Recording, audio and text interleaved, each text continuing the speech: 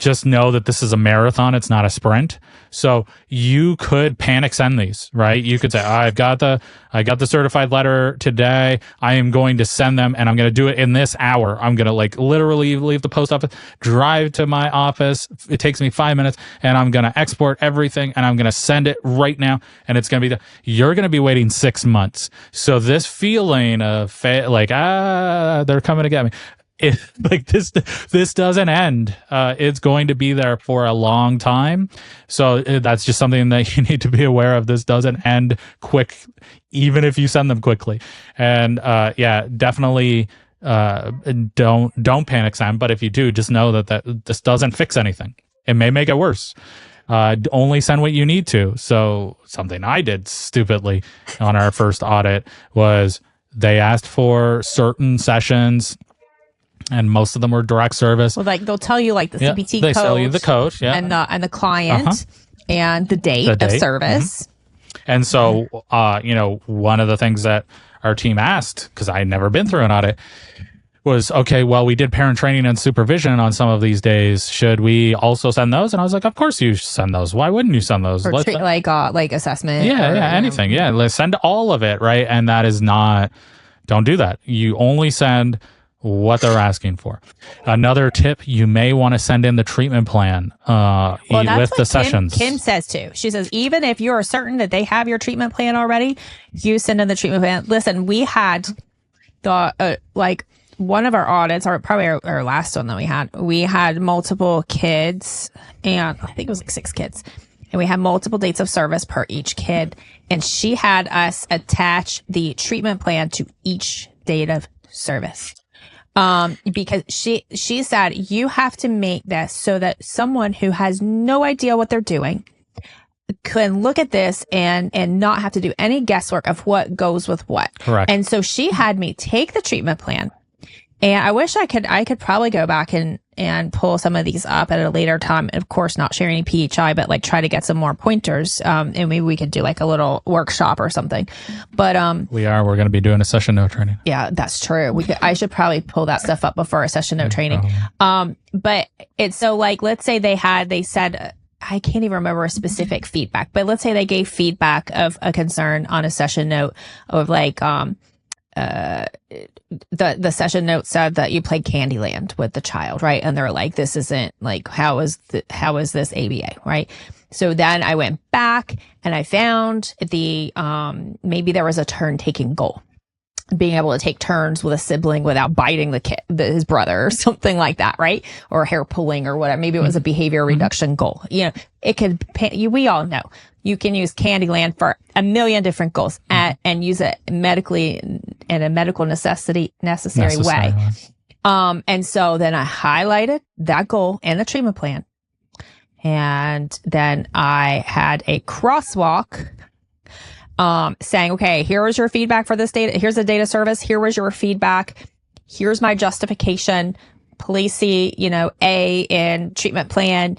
And this is why we use Candyland, blah, blah, blah, blah. Right. And have a master sheet, and there's like, have it all, organized. But yeah, that was the thing, having a treatment plan. So even if you at minimum send in that current for that data service treatment plan for that data service, because you remember it might not be the current treatment plan. It might be a past treatment plan that it corresponds with that session note. And it may not be the same person looking at every session too. So that's the other thing, right? So if you're like, okay, here's this. So you have to like treat every session, every date of service and code for date of service as its own separate entity, right? Because it could get split across multiple desks and people review. That was something that I didn't understand. I expected this whole pack to go to one person. And so this is a great conversation, because like I'm, as you can probably tell the way that we're like, oh, and this, like I said at the beginning, like this was not a plan. Like we didn't have like here are 5 things to know, but like it's just we're recalling from our memory, and it is jogging some information. Then, we like Alecia was mentioning she's going through the Optum audit. Just the prior conversation was Alecia and I going through the Optum audit. And so the other thing that I highly recommend is page numbers on all of these documents. And so it's not just page 1, 2, 3, 4. It's page 1 of 15, page 2 of 15, page 3 of 15, so that way they know that they have the whole file, and there is an issue. And then something else that Kim and hopefully they're okay with us shouting them out, Kim and Jody recommend is keep a copy of this file, right? So don't just grab it all, then send it out and say, okay, I'm done. No, just like save a PDF of the exact files that you send to them, because sometimes even though they claim it was submitted, it may be lost. And so you don't want to lose all of that work that you did. So I would just store that as a file, name it so you know where it is, and then just keep it just in case.